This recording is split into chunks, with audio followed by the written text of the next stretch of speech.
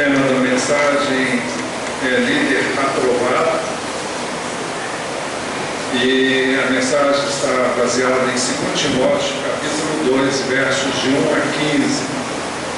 Texto que eu não vou ler agora, vou ler progressivamente à medida em que formos ministrando a palavra. Sugiro que você tenha a sua Bíblia aberta para você ir acompanhando os textos que vão ser citados aqui.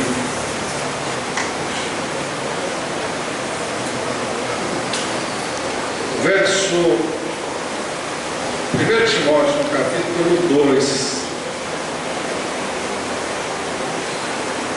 Aliás, 1 Timóteo, capítulo 1, versículo 2, a primeira parte do verso. Ele fala de Timóteo como filho na fé de Paulo. Ele diz a Timóteo, meu verdadeiro filho na fé.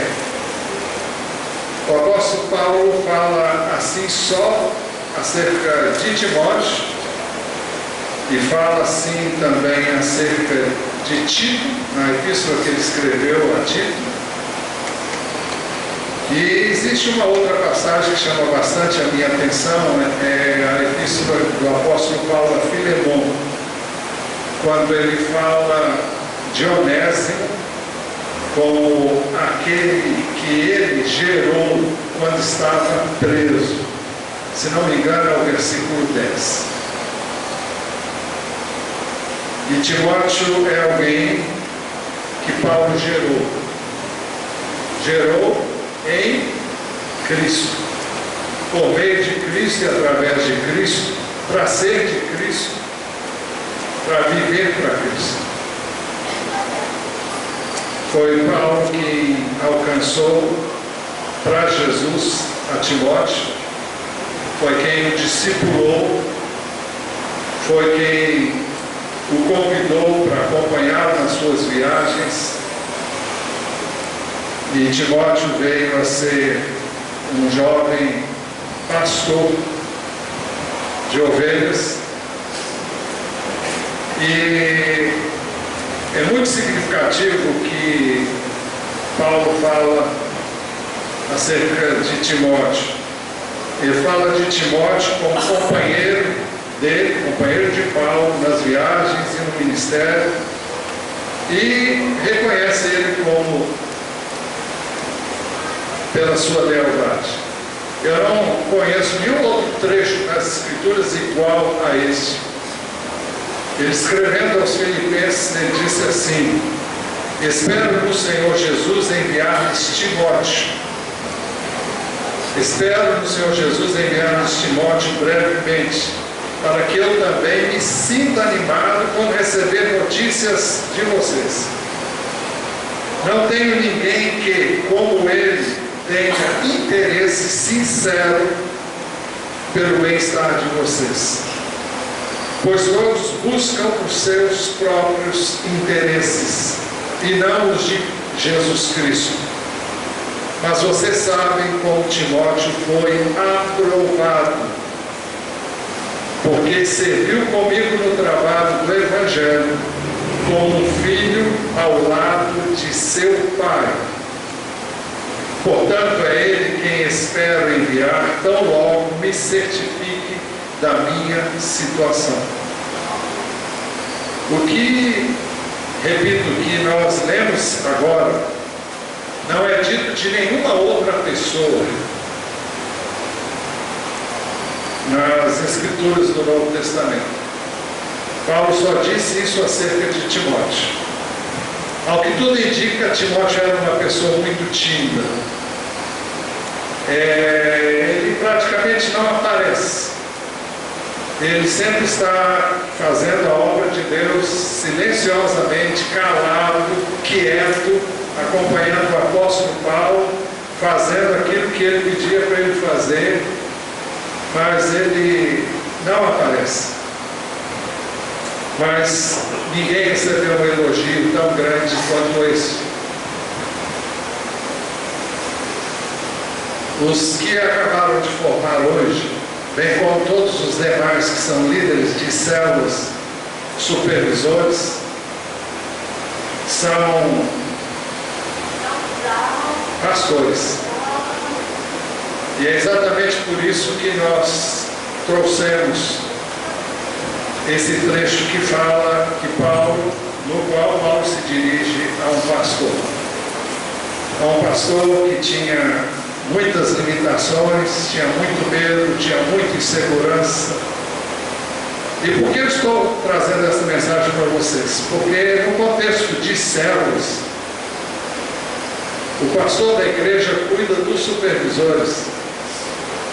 Os supervisores cuidam dos líderes de células sobre a sua responsabilidade. E os líderes de células, junto com seus auxiliares, cuidam da célula que lhe foi entregue. Então, guardadas as devidas proporções, todo líder de célula faz um trabalho de pastor.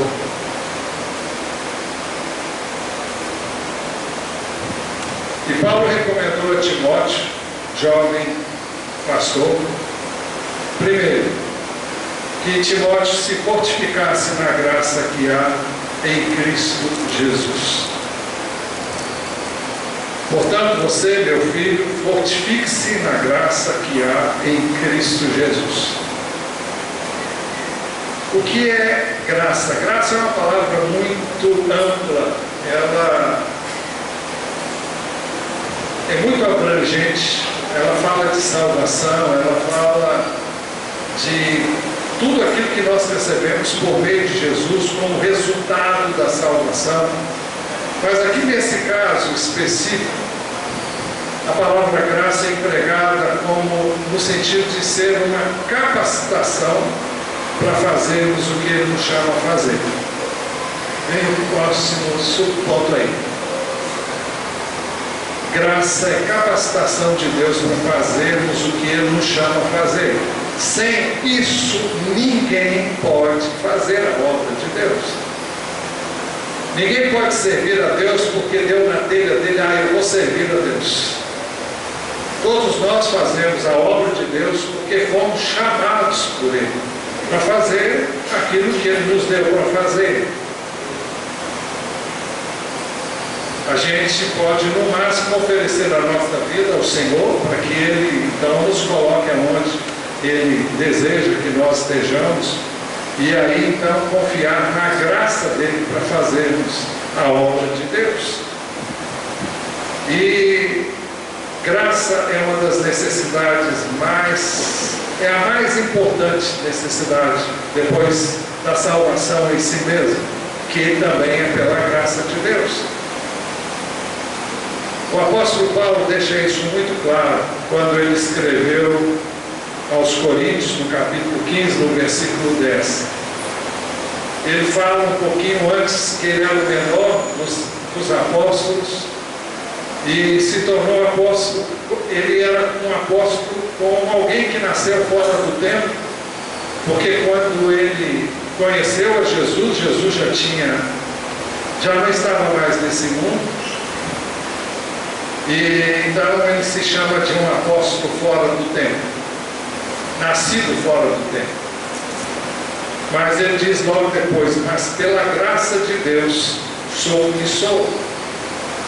E sua graça para comigo não foi inútil. Antes trabalhei mais do que todos eles, porque ele vinha citando os outros apóstolos. E aqui Paulo não tem nenhuma modéstia. E nem tinha que ter, porque quando a gente fala da graça de Deus, nós não estamos falando de algo que é nosso, mas é algo que pertence a Deus. Então não há por que economizar, não há por que ser humilde aqui, porque essa humildade não cabe, porque, primeiro, não se trata nem de ser humilde ou deixar de ser, porque nós estamos falando de algo que não é nosso. Graça é de Deus, então ela não tem nada a ver conosco, ela independe do que nós somos. Então, mas pela graça de Deus sou o que sou. Ele sabia que era pela graça de Deus que ele foi salvo, foi redimido e veio a ser chamado para ser apóstolo. E ele disse que a sua graça para comigo não foi inútil. Antes trabalhei mais que todos eles. E trabalhou mesmo. O apóstolo Paulo fez um trabalho maior do que todos os apóstolos que viveram e estiveram com Jesus.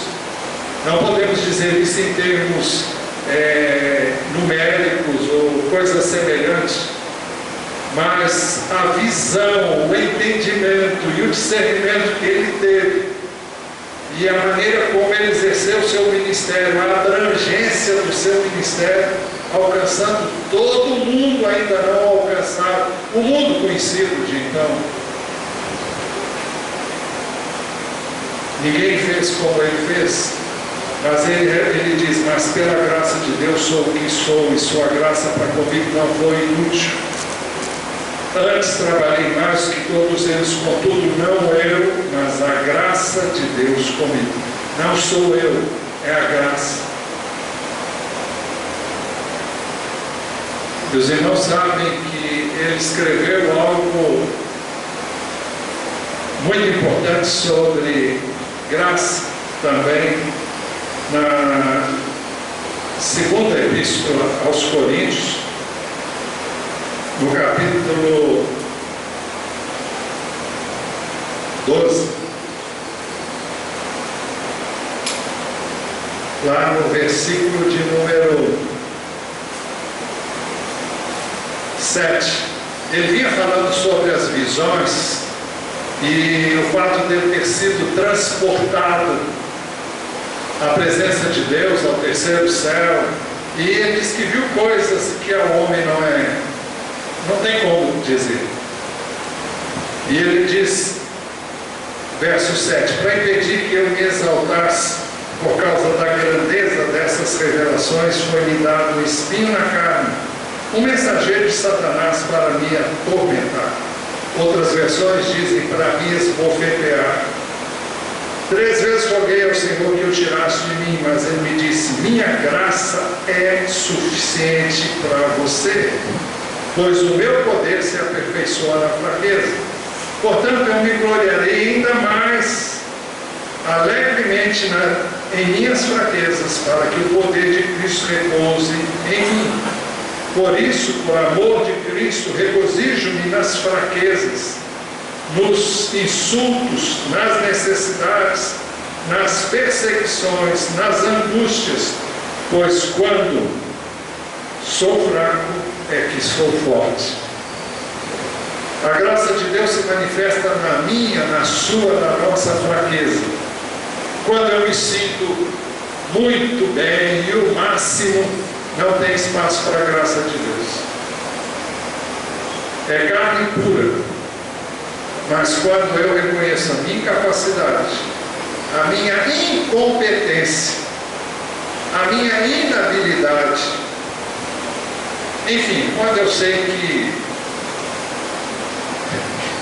não sei nem por que Deus me chamou, eu não sei, você sabe por que Deus chamou você? Eu não sei por que Ele me chamou, Ele sabe. Mas eu fico pensando que se eu fosse Ele, eu não me chamaria não. Mas então, o que o apóstolo Paulo diz aqui é que, aliás, portanto, meu filho, fortifique-se na graça que há em Cristo Jesus.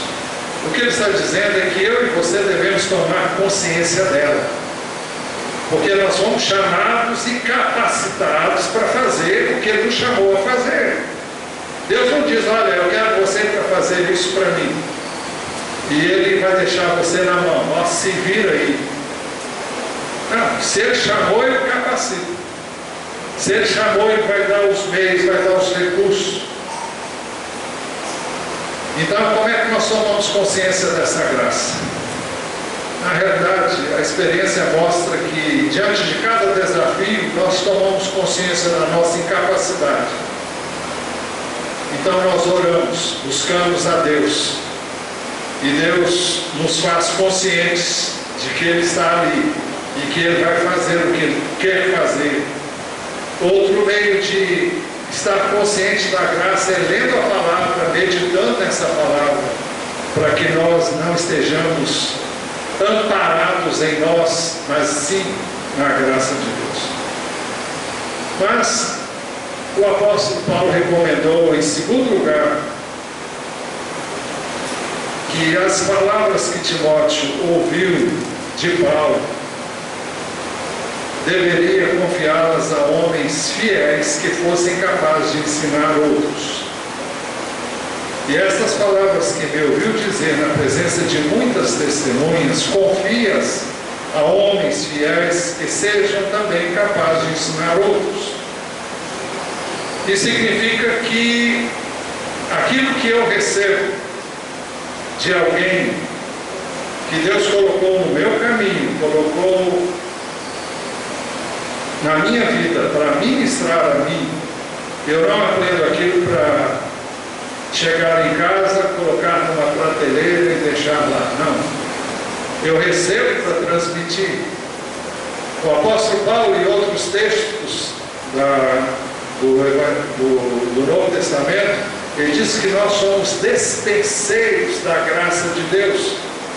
E o que é um despenseiro? Eu não sei se alguém sabe o que é uma despensa aqui. Alguém sabe o que é uma despensa? Quem sabe aqui o que é uma despensa? A despensa é um termo bem antigo. As casas, antigamente não tinha geladeira, tinha a despensa. Na despensa você guardava tudo que você precisava armazenar ali. A carne era salgada para poder durar o tempo necessário, e ali fazia-se coisas que eram guardadas e onde você ia apanhar para servir as pessoas. Então toda casa tinha uma despensa. E Paulo diz que nós somos despenseiros da graça de Deus. Significa que nós recebemos graça. E ele fala da multiforme graça de Deus. Nós recebemos para dar. Ninguém recebe para reter, não. Aqui não. Aqui eu tomo conta da despensa e é só para mim. Não. Você tem para dar. Você recebe, você administra, é como um almoxarife. Ele está ali para atender a quem vier pedir o material que ele tem que entregar, de acordo com a requisição que é feita. Então, assim também funciona no reino de Deus.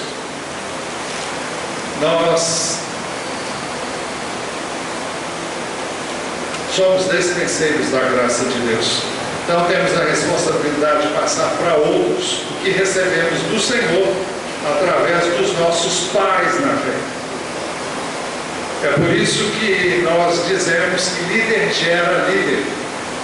Nós vemos no início que Paulo disse que gerou, que Timóteo era seu filho na fé.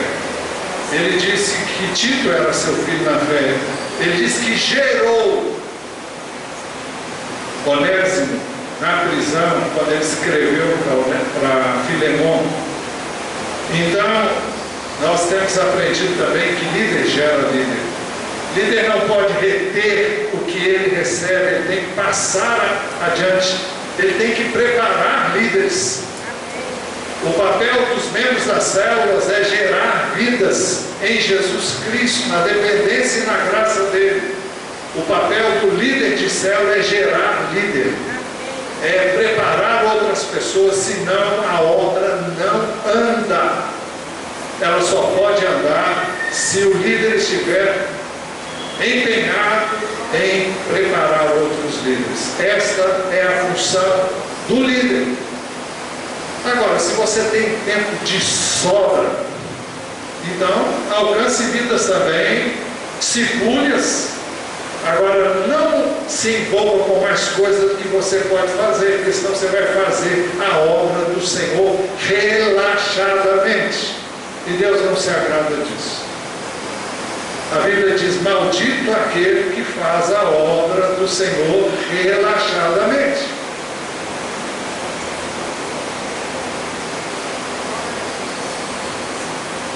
Então, vocês que foram recentemente se formaram hoje, devem estar empenhados em ver, em pedir a Deus.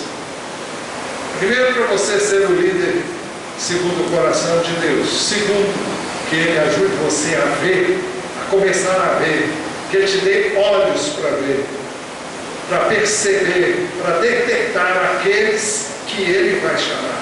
Não é você que chama, mas quem vê, quem percebe, quem tem a sensibilidade para ver o que Deus está fazendo é o líder. Então você vai ver onde estão as pessoas que podem realmente serem devidamente treinadas e preparadas para serem líderes. Nós vamos ter uma nova turma começando no mês de outubro e as inscrições estão abertas. Quem deve escrever são os supervisores e os líderes devem encaminhar nomes de pessoas para os supervisores, para que então eles sejam encaminhados para a escola de formação de líderes de células. Em terceiro lugar, o apóstolo Paulo recomendou que Timóteo deveria suportar com Paulo os seus sofrimentos como bom soldado de Cristo Jesus. Suporte comigo os meus sofrimentos como bom soldado de Cristo Jesus. A vida de soldado não é mole, não.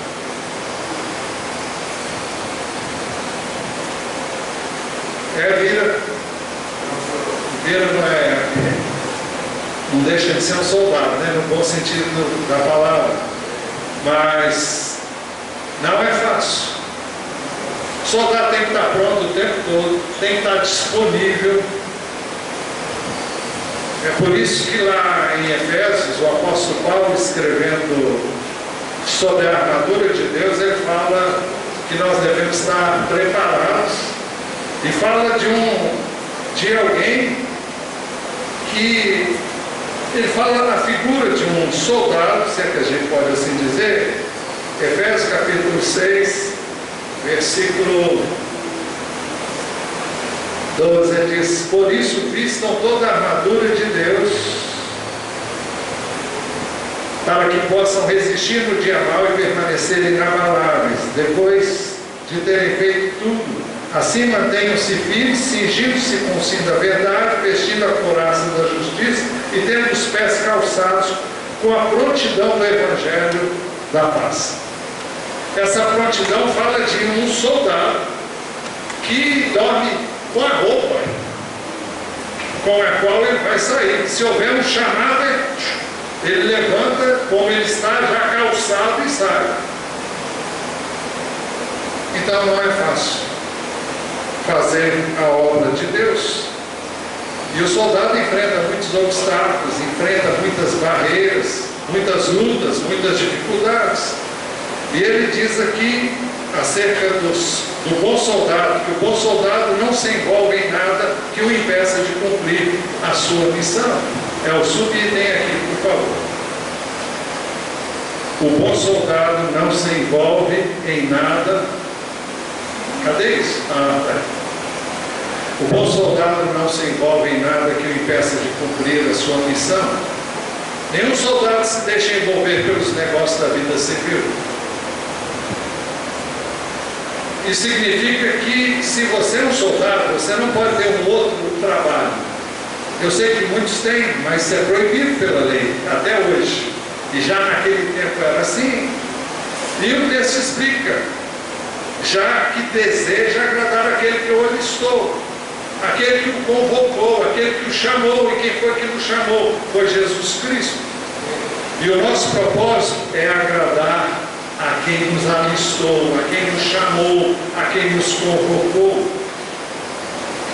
Então, nós não podemos deixar que nada, que coisas que não vão levar a lugar nenhum nos envolvam e tomem a importância que têm as coisas do reino de Deus.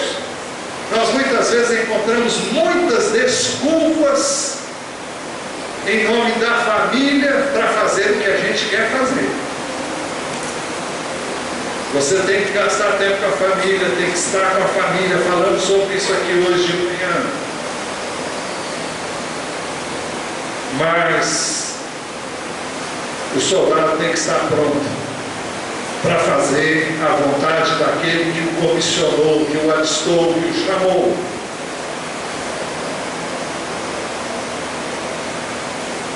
Nenhum soldado se deixa envolver pelos negócios dessa vida, se deixa aprender, senão ele não serve para ser soldado. Ele tem que estar à disposição. Foi convocado, é para já.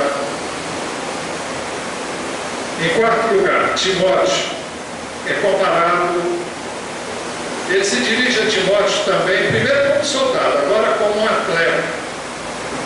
Timóteo, como um atleta, para vencer a corrida, deveria seguir as regras da competição. Semelhantemente, nenhum atleta é coroado como vencedor se não competir de acordo com as regras. Ninguém corre do jeito que quer, no passo que quer, no tempo que quer. Existem regras. Para isso ele precisa treinar-se, ele precisa gastar tempo nesse treino, ele precisa estar em boa forma física.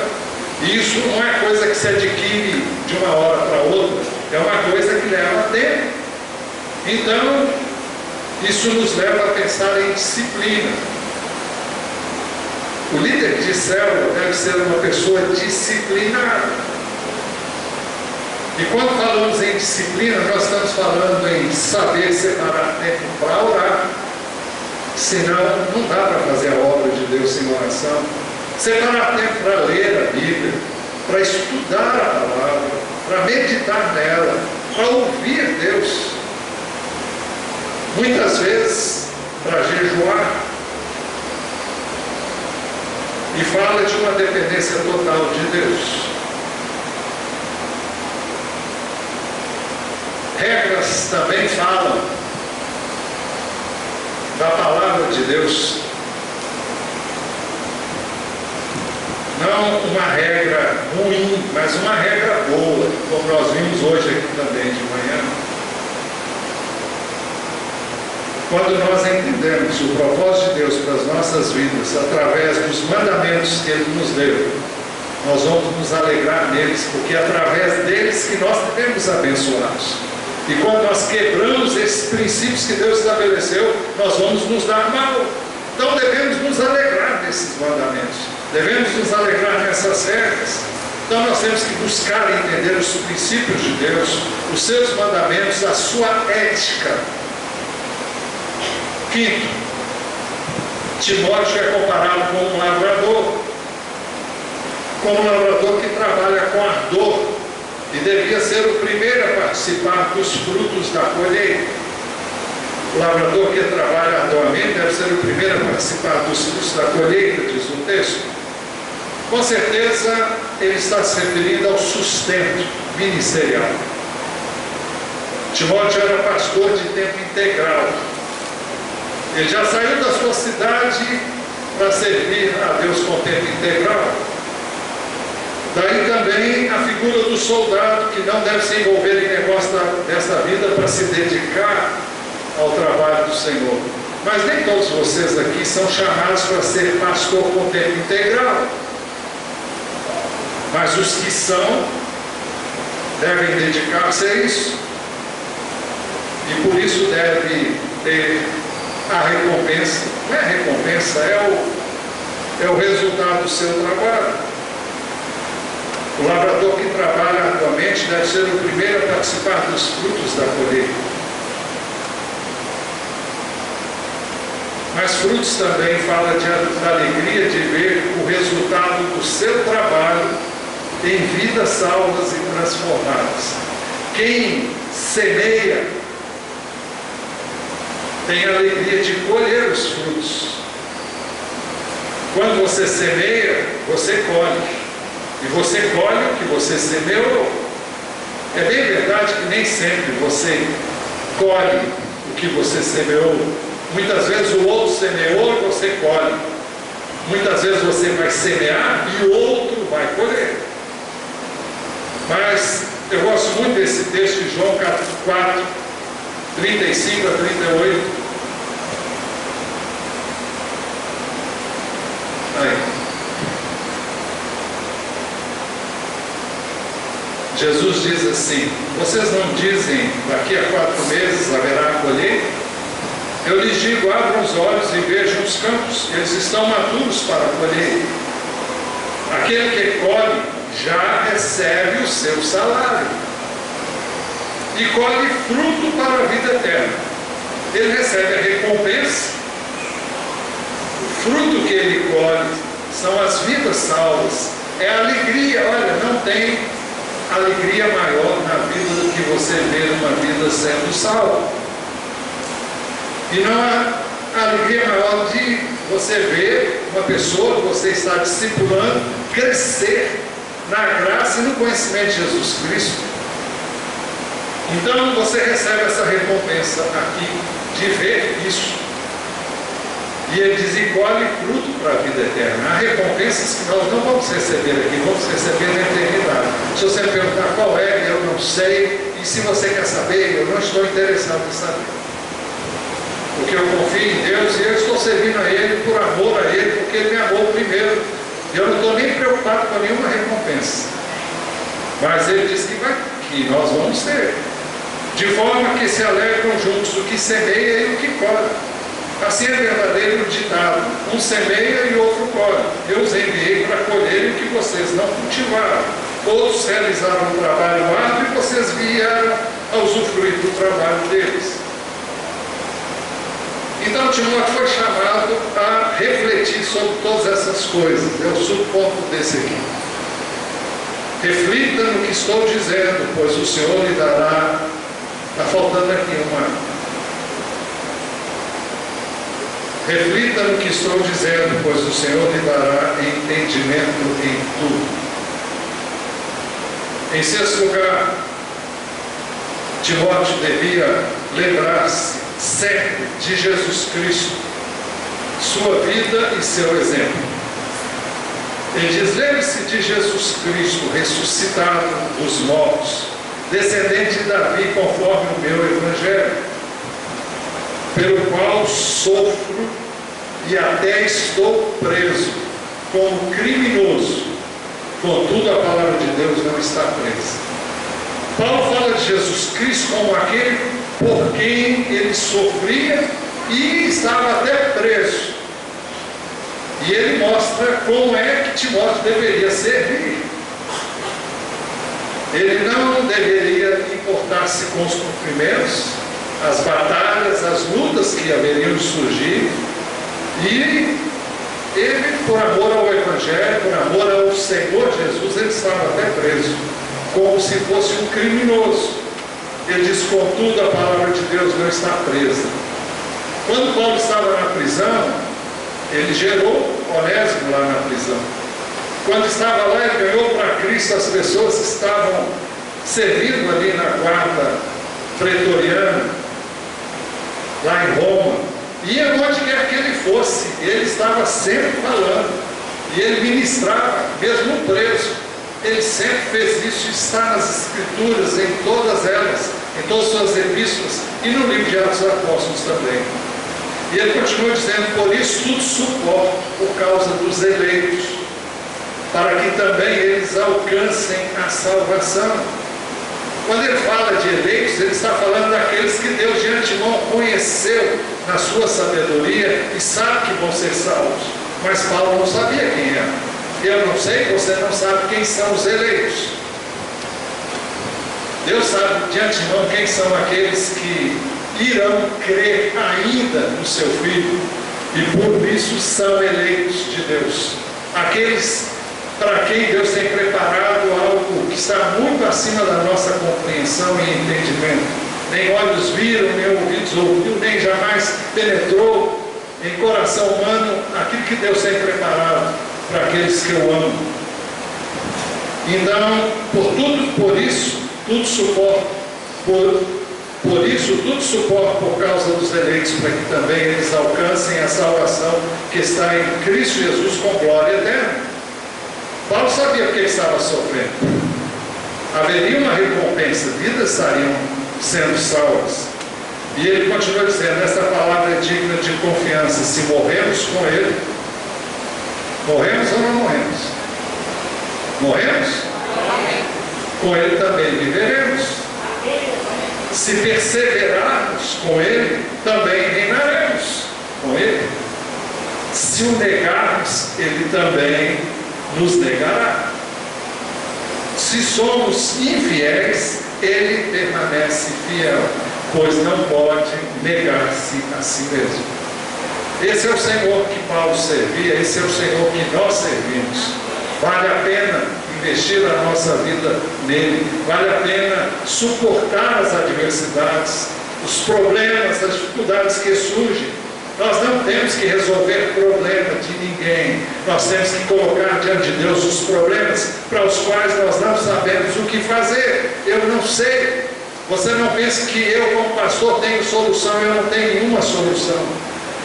Se é fácil o que a pessoa vem falar, eu olho na Bíblia e digo: olha, a Bíblia diz isso.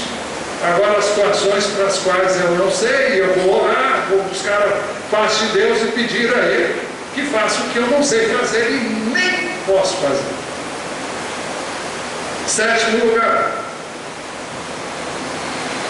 Timóteo deveria lembrar a todos e adverti-los solenemente diante de Deus para não se envolverem em discussões de qualquer natureza. Continue a lembrar essas coisas a todos, advertindo solenemente diante de Deus para que não se envolvam em discussões acerca de palavras. Isso diz respeito a assuntos doutrinários, isso diz respeito a qualquer discussão que envolva palavras. Olha, você, líder de célula, não se envolva em discussão com ninguém. Não bata a boca com ninguém. Você não tem que provar nada para ninguém. Nós estamos ministrando num livro que nós cremos que é a verdade. Fale dele como a verdade e não tente provar que ele é a verdade. A palavra por si mesma vai mostrar se é verdade ou não. Agora, se a pessoa não crê, paciência, você não pode obrigá-la a crer. Não discuta, não tente argumentar, você não tem que argumentar. Você tem que falar a verdade e só. Ele escreve, na primeira epístola a Timóteo, ele fala de conversas que são inúteis. Conta aqui, por favor. Ele diz assim: Timóteo, guarde o que lhe foi confiado. Evite as conversas inúteis e profanas, ideias contraditórias, do que é falsamente chamado de conhecimento. Tem muita gente que se tem na conta de ter muito conhecimento, que tenha para si. O nosso conhecimento está na palavra de Deus, e não importa o que ele saiba, o que importa é o que diz a palavra de Deus. A palavra de Deus é que é o aferidor, e nós não vamos discutir. Se ele pensa de outra maneira, fique com o seu pensamento. O texto diz: professando, alguns se desviaram da fé. Quando as pessoas se perdem em conversas que não são desse livro, se perdem em discussões que não vão levar a nada, e filosofias, e N coisas, porque a palavra de Deus é tão simples, ela é básica. Agora, nenhuma filosofia, nenhum pensamento humano pode nos envolver, senão nós vamos nos desviar da fé. Ele fala nessa mesma epístola de Timóteo, a segunda Timóteo, de conversas inúteis e profanas. É outro subitem, por favor. Evite as conversas inúteis e profanas, pois os que se dão a isso prosseguem cada vez mais para a impiedade. O ensino deles alastra-se como câncer. Entre eles estão Himeneu e Fileto. Estes se desviaram da verdade, dizendo que a ressurreição já aconteceu, e assim alguns pervertem a fé. Entretanto, o firme fundamento de Deus permanece inabalável, selado com essa inscrição: o Senhor conhece quem lhe pertence. Afaste-se da iniquidade todo aquele que confessa o nome do Senhor. Então, o que nós devemos evitar? Conversas inúteis e profanas. O nosso assunto é Deus, o nosso assunto é a palavra de Deus, O nosso assunto é o Evangelho, o nosso assunto são os interesses do reino. Não temos que ficar conversando fiado sobre coisas que não tem nada a ver com isso. Não vamos perder tempo com isso. Tem gente que perde, gosta de conversar, eu não gosto. Eu já falo pouco e só o essencial. Então, não perca tempo com isso, porque isso desvia você do caminho. O apóstolo Paulo também fala a Timóteo sobre controvérsias todas inúteis. Ele disse: evite as controvérsias todas inúteis, pois você sabe que acabam em brigas. Vai discutir com alguém, o negócio não vai ficar legal. Discussão nunca leva a lugar nenhum. Só um tolo entra numa confusão, entra numa discussão, porque não sai coisa boa. Nunca saiu e nunca vai sair. Além do mais, quando você discute com alguém, você levanta um muro entre você e essa pessoa. Então não discuta, senão você fecha a porta que Deus muitas vezes, quem sabe, está abrindo para você chegar naquela vida. Ouça e diga simplesmente: olha, eu penso de maneira diferente, mas não vamos discutir. Pronto, acabou. Morre aí. Você não tem que provar que o seu Deus é o seu Deus. Ele não precisa te provar nada. Ele está aí, e através das suas obras ele está provando que ele é quem ele é. Agora, se as pessoas não creem, não veem e não querem se deixar persuadir, ele diz: ao servo do Senhor não convém brigar mais, não convém brigar, mas sim ser amável com todos, apto para ensinar e paciente. Deve corrigir com mansidão os que se lhe opõem, na esperança de que Deus lhes conceda o arrependimento, levando-os ao conhecimento da verdade, para que assim voltem à sobriedade e escapem da armadilha do diabo, que os aprisionou para fazerem a sua vontade. Então é preciso não fazer o jogo do inimigo. O inimigo vai procurar criar contenda para você brigar, porque aí você não vai conseguir nada. Nem no ministério, nem com quem você quer alcançar, nem com nada. Não discuta, nunca, nunca, nunca, nunca. Nós não temos que discutir com ninguém. Controvérsia, ele fala de controvérsias, discussões acerca de genealogias e contenda sobre a lei. Você já viu gente que gosta de ficar querendo mexer em genealogia? Paulo diz: evite, porém, controvérsias tolas, genealogias, discussões e contendas a respeito da lei, porque essas coisas são inúteis e sem valor. Quanto àquele que provoca divisões, advirta-o uma primeira e uma segunda vez. Depois disso, rejeite-o. Não se envolva com ele, não se associe com ele. Você sabe que tal pessoa se perverteu e está em pecado, por si mesma está condenada.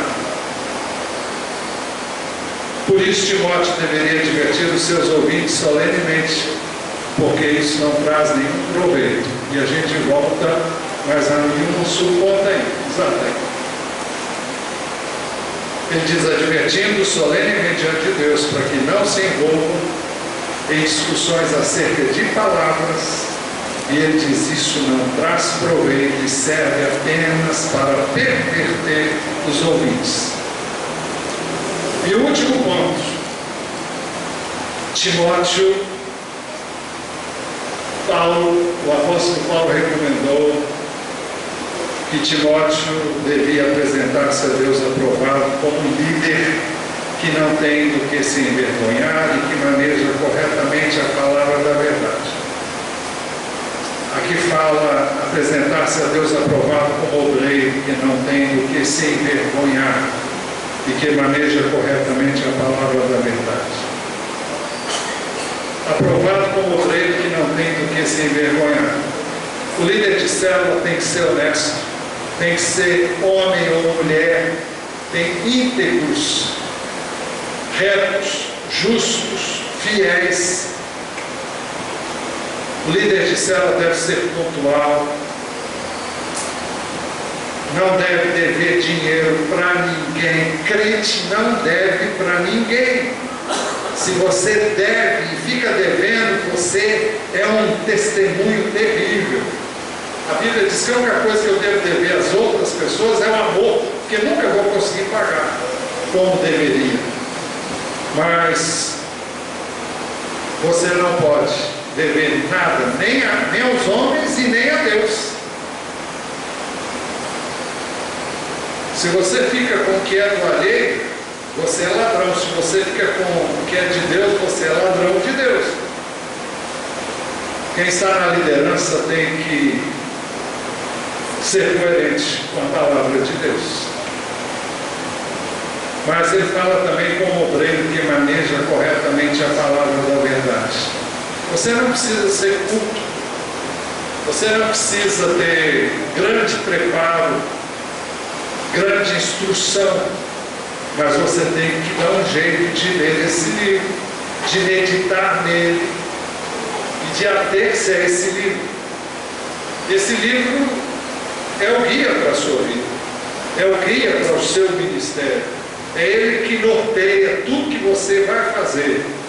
E se vier alguma coisa à sua cabeça que não esteja nesse livro, não veio de Deus. Então você precisa conhecer o manual que Deus deixou para você saber como conduzir-se na liderança de uma célula. Não é complicado, basta ler todo dia um pouquinho, vá lendo, dia a dia vai lendo e Deus vai trazer a você entendimento. A palavra de Deus é a sua ferramenta de trabalho e você precisa conhecê-la e saber como usá-la corretamente. Concluindo, essas são as recomendações dadas a Timóteo para encorajá-lo. Eu espero não ter amedrontado você, mas o que eu quis foi encorajá-lo e fazer um poço de uma coisa: os desafios são sempre maiores do que nós. Sempre foi, sempre será assim. Deus não me chama a fazer algo que eu possa fazer, Ele me chama a fazer algo que eu não posso fazer, para que eu saiba que não sou eu, mas é Ele. Então tenha sempre isso em mente. Eu não posso. Eu já sei que você não pode, e Deus sabe que você não pode. Deus não chama você porque você pode. Se você pudesse, Ele não te chamaria. Porque se você pudesse, você seria cheio de si, você se acharia o tal, o máximo, você estaria por cima da carne seca. Mas não é assim que Deus faz. Deus chama quem não pode, Deus chama quem é fraco, Deus chama quem tem medo, Deus chama quem se sente incapaz. Porque a capacitação, a graça, tudo que eu e você precisamos vem dele.